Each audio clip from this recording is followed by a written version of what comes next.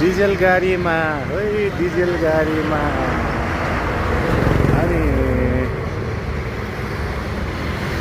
पैदल यात्री हामी चाहिँ।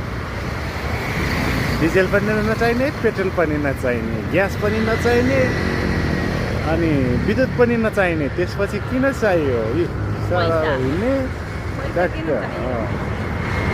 पेट्रोल पनि किन्न परेन, डिजेल पनि किन्न परेन। अनि त्यो गएर लाइन बसेर त्यो चार्ज पनि गर्नु पर्दैन। घरमा बसेर मोबाइल चार्ज गरे हुन्छ, के गर्नु पर्दैन।